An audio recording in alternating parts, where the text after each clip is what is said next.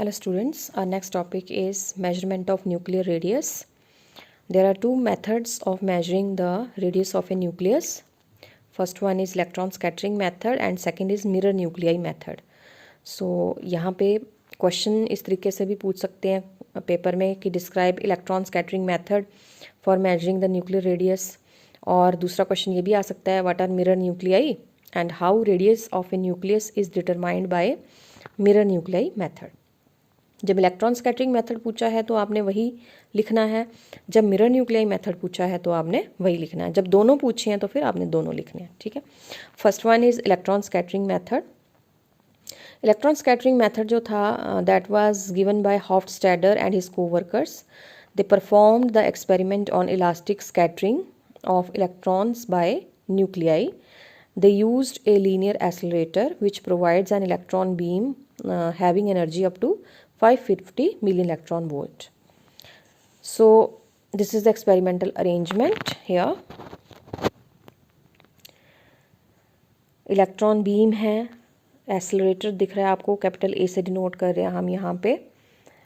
M1 is the magnet, M2 is another magnet, slit S जो है वो slit है, बीम स्टॉपर लगाया है, देन इनएक्टिव एक्सेलरेटर एक्सटेंशन भी है आगे, then this is concrete shielding and यहाँ पे आकर के स्कैटरिंग चैम्बर है, ये स्पेक्ट्रोमीटर है जिससे हम उसको देखते हैं, ऑब्जर्व करते हैं। थीटा जो है that is the angle of scattering, right.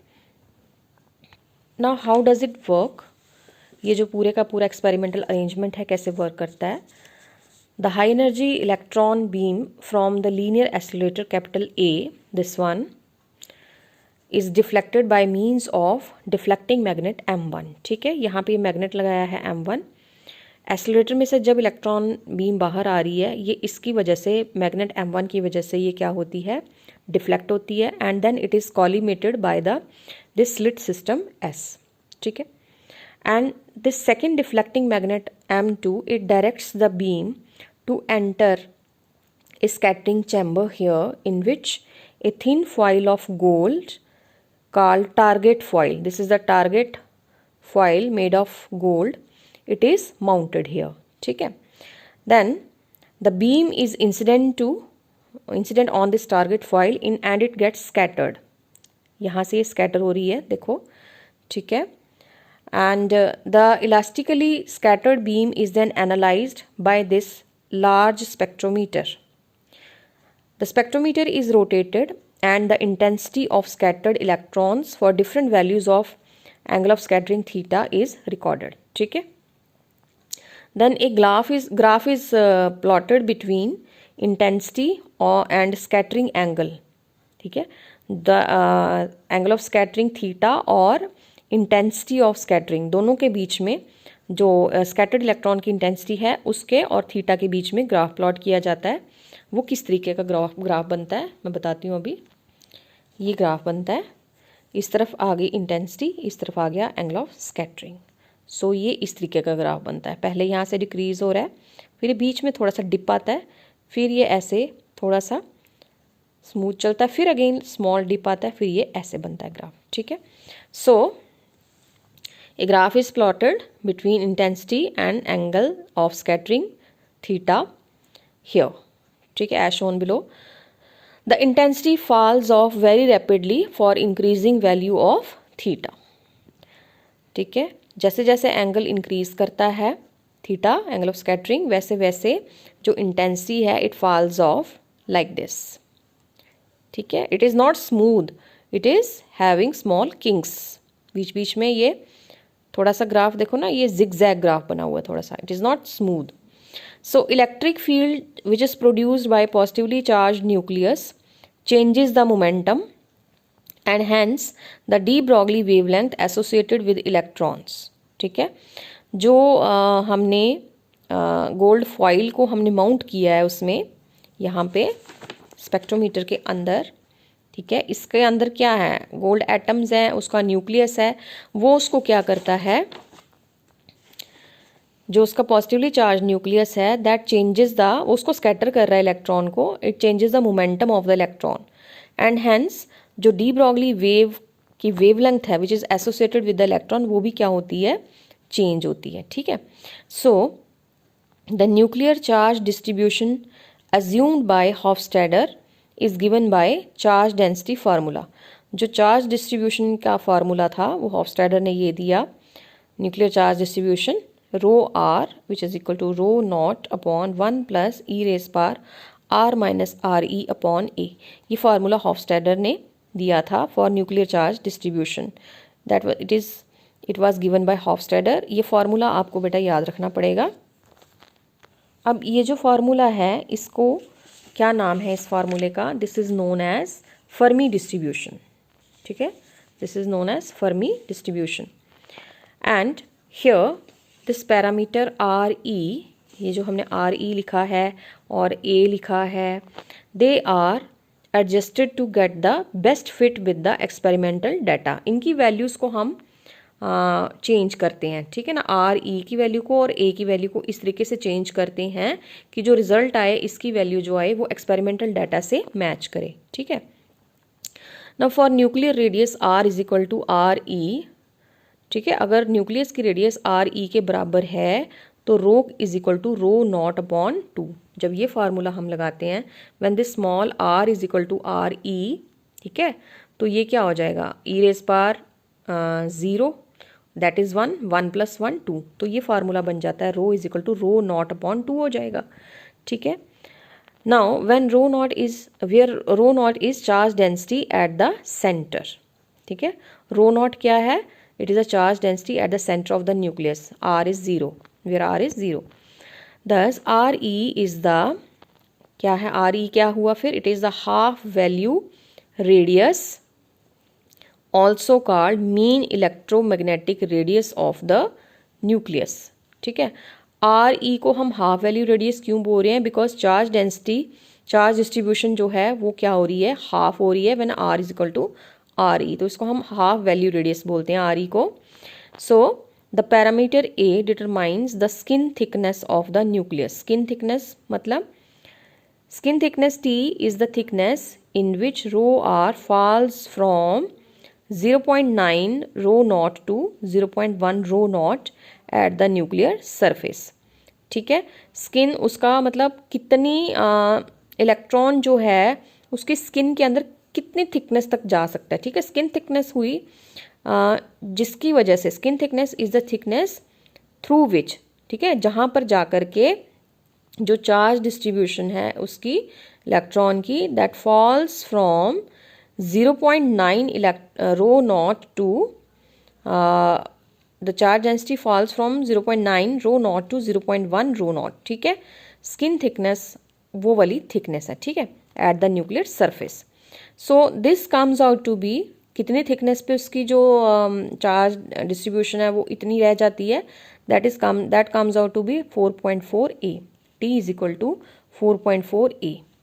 So T की वैल्यू 4.4 ए के बराबर होती है। दोस्तों the mean electromagnetic radius R E varies with nucleon number A as, ये जो आर ही ई की वैल्यू है ये ए के साथ इस फार्मूले के थ्रू वेरी करती है। ये फार्मूला भी आपको याद करना पड़ेगा, विच इसकी वैल्यू आती है 1.07 ए रेस पर 1/3 फर्मी। फार्मूला ज़रूर लिखना, सीधा ये मत लिख देना, ठीक है। ये फार्मूला आपको दिमाग में रखना चाहिए, बहुत इजी है। 1.07 प्लस माइनस 0.02 ए रेज पर 1/3 इंटू 10⁻⁻15 मीटर। अब 1 fermi is equal to 10⁻⁻15 metre, तो हम यहाँ इसको लिख सकते हैं अप्रॉक्सीमेटली 1.07 ए रेज पर 1/3 फर्मी। ये भी ठीक है, ये भी ठीक है, दोनों फार्मूलेज ठीक है। Second method is mirror nuclei method. So इसमें पहले वो पूछेगा कि मिरर न्यूक्लियाई क्या होते हैं। So two nuclei having same number of nucleons but number of protons in one is equal to the number of neutrons in the other are called mirror nuclei. जैसे हम मिरर में देखते हैं ना, तो हमारी राइट आई जो होती है वो हमें उसमें लेफ्ट दिखती है, उल्टा दिखता है ना मिरर में।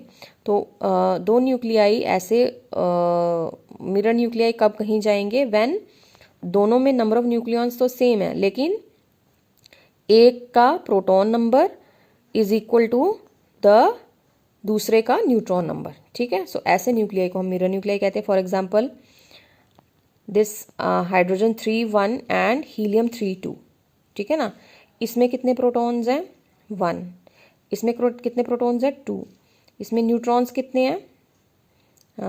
एक second, 1 is proton, 2 are neutron, 2 is proton and 1 is neutron. उल्टा हो गया ना, एक प्रोटॉन 2 न्यूट्रॉन, 2 प्रोटॉन 1 न्यूट्रॉन, ठीक है।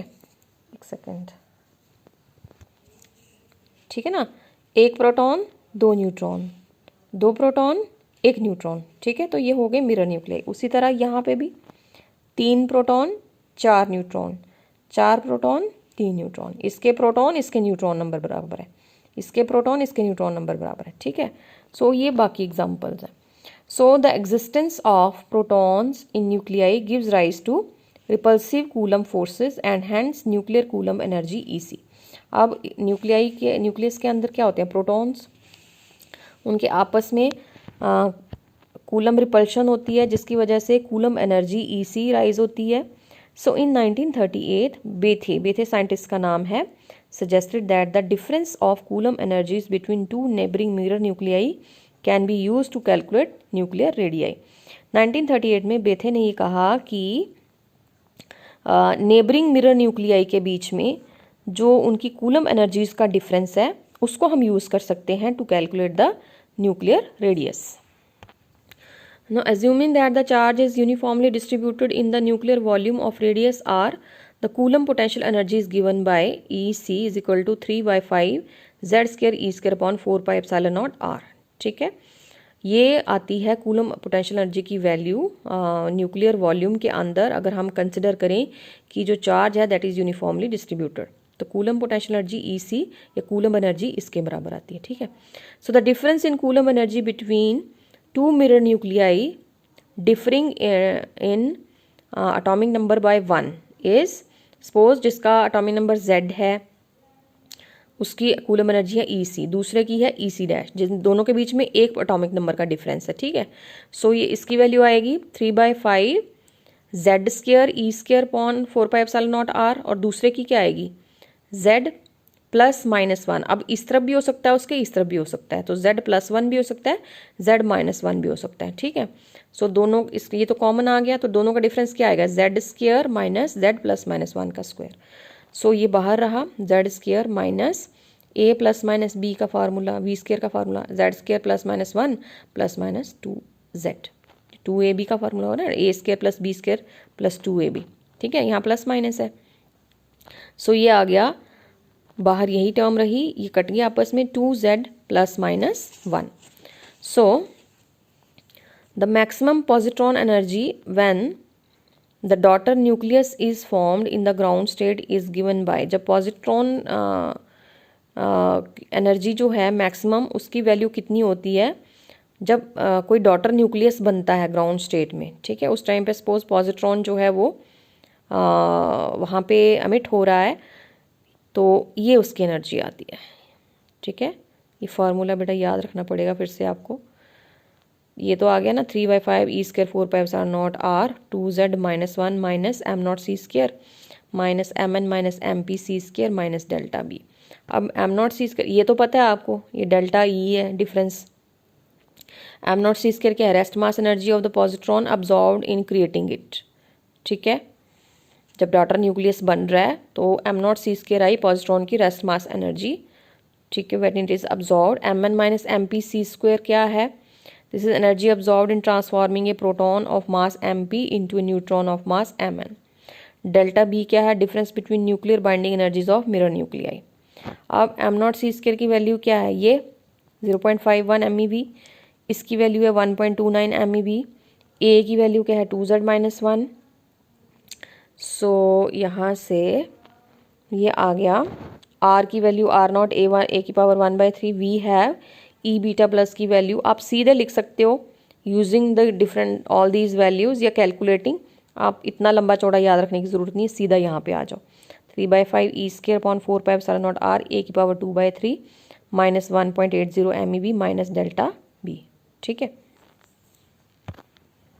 Now when the positron energy of the unstable members of mirror nuclides is plotted against A raise पर 2/3। अब यहाँ से देखो पॉजिट्रॉन एनर्जी किसके ऊपर डिपेंड करी है, यहाँ से ए रेज पर 2/3 के साथ इसका वेरिएशन हो सकती है। सो जब इसका इन दोनों की वैल्यूज़ को हम प्लॉट करते हैं we get a straight line and the slope of that straight line is 3/5 E² upon 4πε0 R0 के बराबर। It is a measure of the nuclear radius R0। ठीक है, R0 को हम मेजर कर सकते हैं यहाँ से स्लोप से। So it's value comes out to be 1.45 Fermi, which is about 20% higher than that obtained from electron scattering method। Electron scattering method में जो हम वैल्यू निकालते हैं रेडियस की, उसकी और इसकी वैल्यू में इट इज़ 20% का डिफरेंस है। Its value calculated from this method is 20% higher than that obtained from electron scattering method. Electron scattering method में कितनी आई थी value, that was 1.07 A⁻⁴ Fermi. ठीक है, यहाँ पे वैल्यू आ रही है 1.45 फर्मी। ठीक है, तो दोनों में जो डिफरेंस है वहाँ इसकी वैल्यू जो है 20% ज़्यादा आती है उस मेथड से, right. So this is the measurement of radius of the nucleus.